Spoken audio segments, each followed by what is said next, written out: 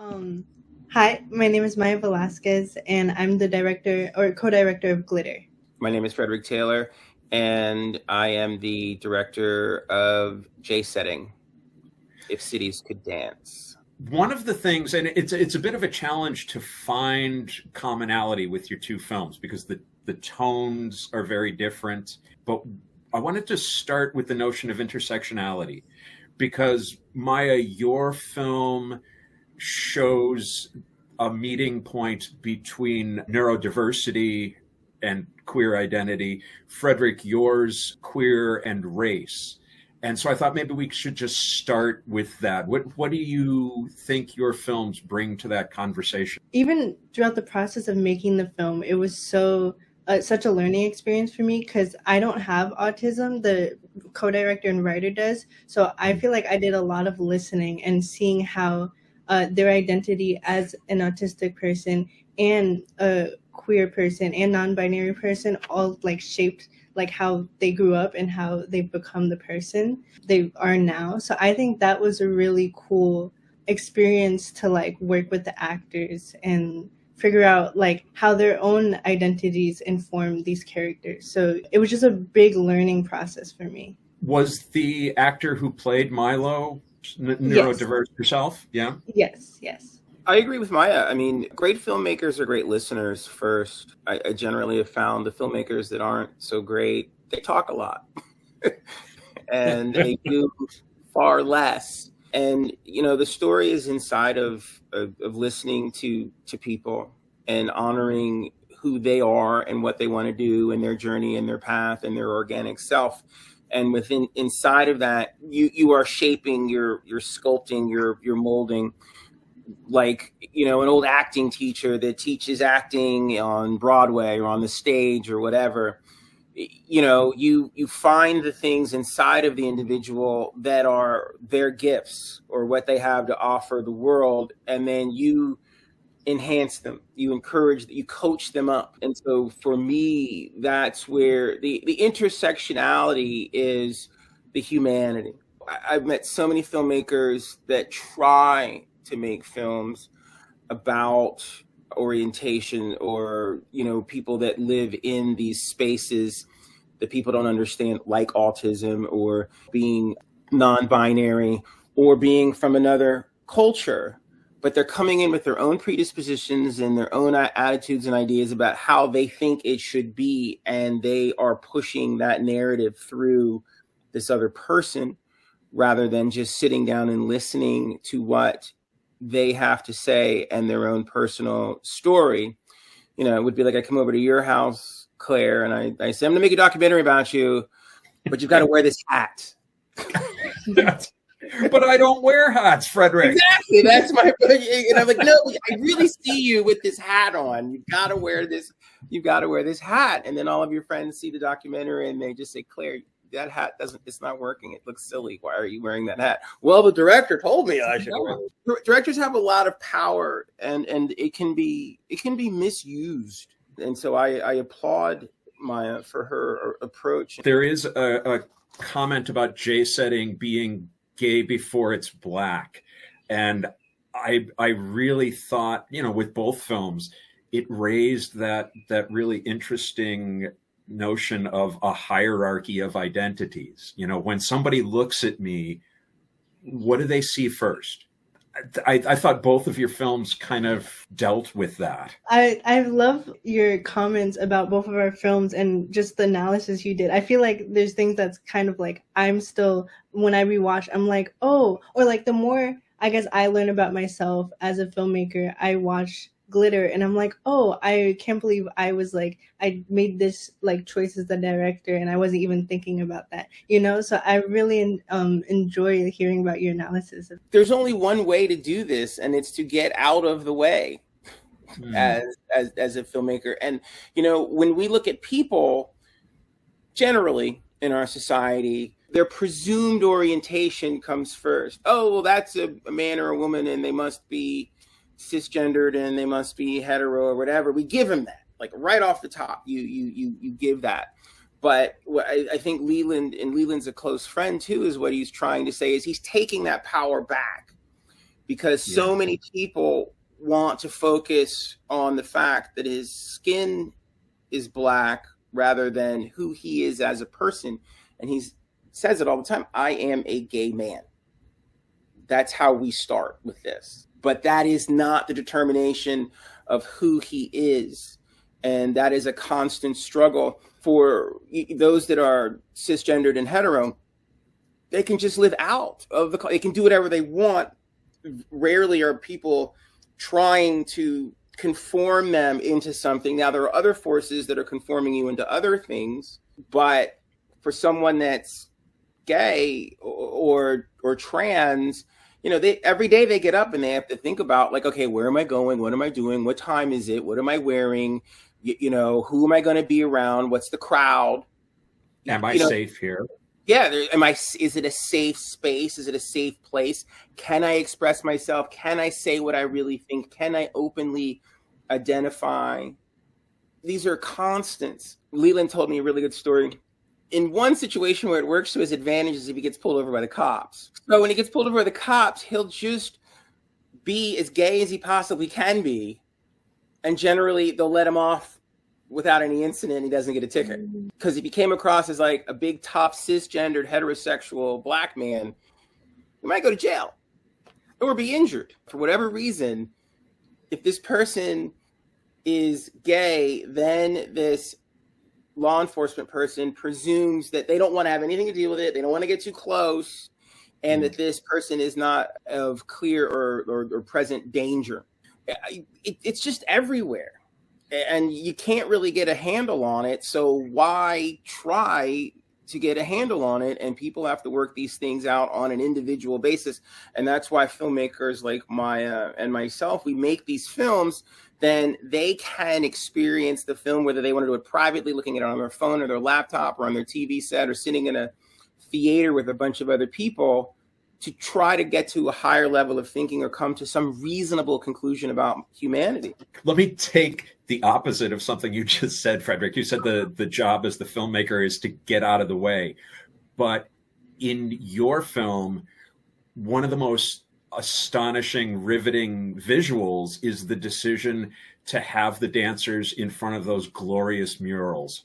And Maya, in yours, we know so much about Milo in the first couple of seconds because of the way the set is dressed. We see references to Buffy the Vampire Slayer and Adventure Time.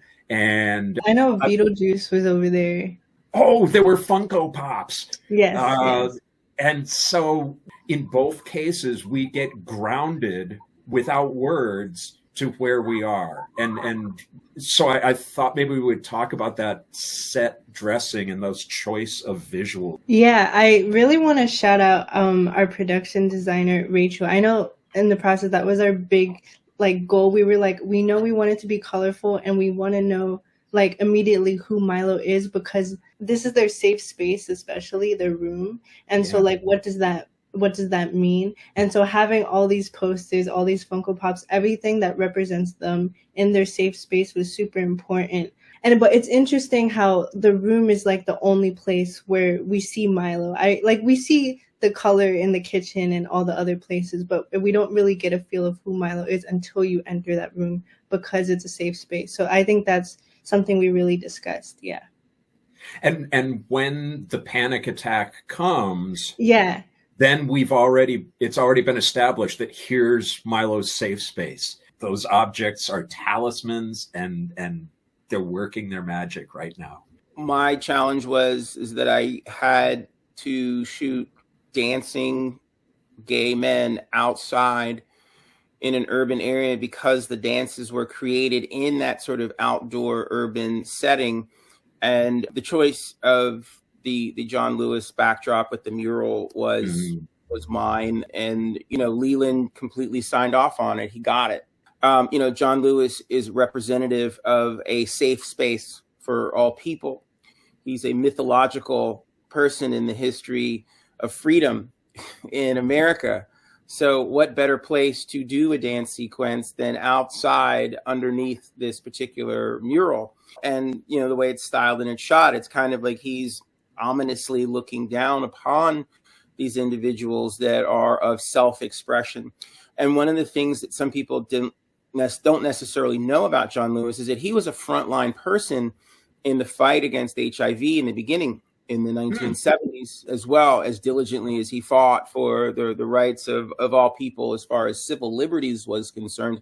He also cared deeply about people who were unnecessarily dying because of the stigma, not because of the disease, but because of the social stigma in our society at that particular time, that at times still persists today as well. So he cared deeply about people on many different levels. So it made sense. And to Maya's point, that's very powerful that, you know, someone's having a panic attack, but they're having a panic attack in a safe space versus having a panic attack in an unsafe space. Right. So we have dancing gay men, you know, dazzling dancing gay men in an urban setting. So let's put them in a safe space to express themselves versus something that people could have perceived as a lot more hostile. Before we started recording, you and I were talking about Erasure, and I've read the 3-volume graphic novel March about John Lewis, and I'm going to go back and reread it. I don't remember there being any reference to advocacy for HIV. Maybe because the timeline is a little earlier than that. I did not know that about him until I had the pleasure of meeting him and interviewing him a couple of years before he passed. Wow. And he shared those stories, and it was some of the most powerful moments of my life as a filmmaker. And he told the story of what it was like, people and their levels of fear and angst and anxiety about the gay community at large. That's what he was dealing with in the 70s and in the early 80s and trying to beat back the spread of HIV. Here's a publisher who's making these wonderful graphic novels, and then I have those same graphic novels, and they make no mention of it. We keep rewriting history, and this is another thing that hurts us. And we really see that now with a lot of the socio-political conflicts that are going on all over the country. Like, you know, lack of knowledge of history has led us to this point. And it speaks to the importance of what you two do in terms of the stories you tell. There need to be the voices to counter that. I want to give you a chance before we have to say goodbye here to shout out anybody else, cast, crew that were a part of your projects. I would love to shout out Real Works, which is a student teen organization in New York that helped us make this film and, you know, brought us throughout the whole process. All cast and crew. If I start going down the names, I'm going to forget somebody and then they'll be upset. But no, everyone who was involved in the project, a huge thanks. Same. All the cast and the crew from the company that I work with, Tomorrow Pictures out of Atlanta. And of course, Leland Thorpe, who is a choreographical genius who came up with this. And these dance moves that you see in the documentary are the same dance moves that you will see in music videos from people like Madonna all the way to Lady Gaga to Beyonce. Brown and Black men that are gay have been infusing dance since the beginning of the entertainment era, from the beginning, and it's an opportunity to give them a big shout out too. That it's extraordinarily important to remember that, you know, these gay men are not out there throwing shade, they're just being fierce. The counterpoint to what we were talking about a minute ago, that fear that goes back to the 70s, that proximity to gay will mean it's contagious. What in fact is infectious is the spirit of J-setting. I do not dance. I am much too old and much too white. But it made me want to dance. It filled me with, oh my God, I wish I could do that. So thank you both for movies that move my heart. Thank you. Thank you for having us and recognizing us too. It means a lot. Thank you. No, I'm so excited to see J-setting. I'm gonna watch it now. I'm so hyped. My name is Mason Cazalet. I am the co-director of Handwoven. We went to Ganado, Arizona, and we found Kyle, amazing person. They were just so kind and let us into their home, let us film. What made you decide on Navajo culture, and how did you find Kyle? We found an article on them. I forget what news piece it was, but we were just so inspired by both their work and their personality. It was such an intersectionality of who they were that really inspired us. And we were like, this is our person. So it wasn't really like we were looking for a certain person in the Navajo Nation.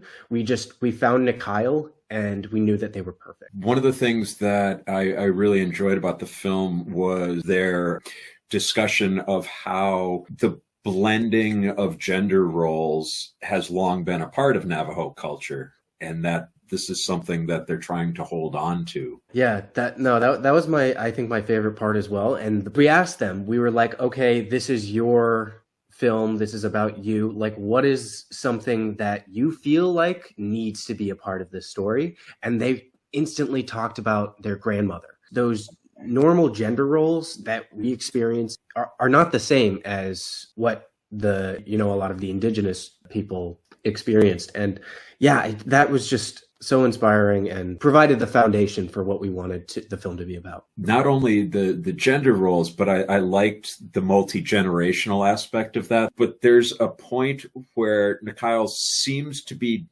doing something, making something with the sheep's innards. So it's funny you say that.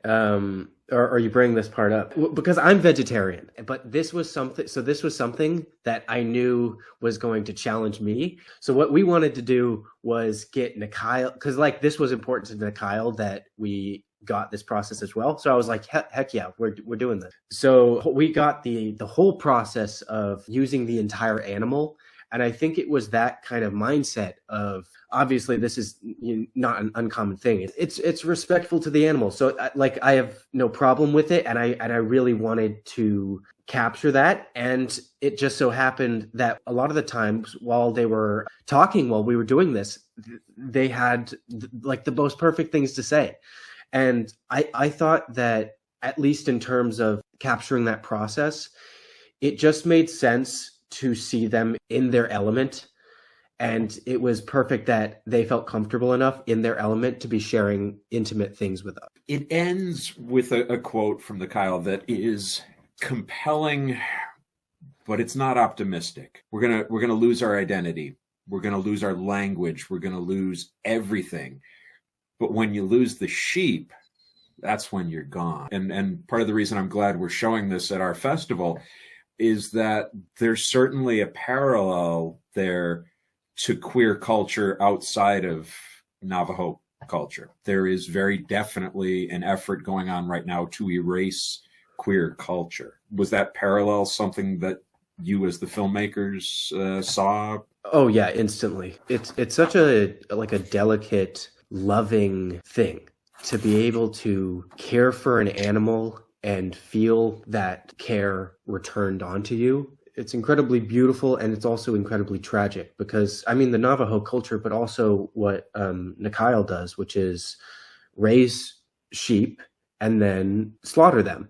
It's a very beautiful cycle that I think parallels perfectly, like kind of the internal struggle, not just within the Navajo people, but in queer culture as well. It's such a vulnerable thing to go against societal norms and do, I guess, more of a feminine coded job. But you're putting yourself out on display and you're putting so much of your love and energy and personality into the sheep. The sheep are the people, essentially. The sheep is us. It was sad. It's something that I have no connection to. I've never lived on a farm. Yeah. I've never cared for farm animals. Yeah. But it seemed to me that would be a very, very sad thing if that disappeared from the face of the planet. We're going through a tough period of time with, a lot of culture trying to be erased. Really, we're not telling people anything they don't already know. Yeah. It's more of a broadening of, I guess, what we include into what we're trying to do is we're trying to give people examples of what we can lose as a society. It gets a little monotonous for, you know, a lot of people, like the queer community too, to be like, okay, this is just something that's happening over and over again. We need something to fight for. We need things that remind us who we are as people and who the community can sort of rally behind. And I think that's what the queer community should be able to do, because right now we need those sort of beacons of this is what we should be fighting for and this is what should be preserved. The actual weaving, which is more or less where we start the film, is watching the actual process.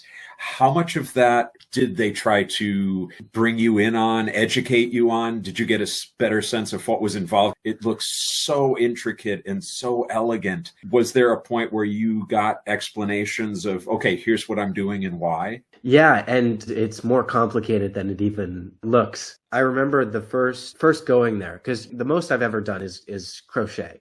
And that was just being taught, you know, just the bunny ears and then the go through the loop. And I just made like a little worm because I couldn't do anything else. I was going in here with very limited experience. And when we first got to Nikhail's farm, we asked, oh, we would love to buy a piece of your work, even like a small piece. Yeah. And they bring out this small tapestry and we were like, oh, we love it. How much is this? And they were like $500. And we didn't realize how much work goes into it until we really were on the farm and we saw the processing of the wool, you know, the raising of the sheep, and then the processing of the wool into yarn that's usable. And then we had the privilege of joining one of their Zoom classes with their community. That part ended up in the film as well, a brief bit of that. I mean, it was a long class where we got explanation of you know, what the symbolism of the loom is. You know, the vertical strings represent rain, and that was just such a good experience to be able to learn that, and also be inspired to be able to learn it more, because it was I felt like I was scratching the surface essentially. Anybody else involved with the production you wanted to give a shout out to, a thank you? Yeah, I mean, just my team members. It's not an easy thing to uproot your life and go road tripping through bad weather and die on the slippery roads of Flagstaff to to make a film. We found a lot of camaraderie in our time together, and we fought and we laughed. We made the best of what we had. So I'm thankful for them.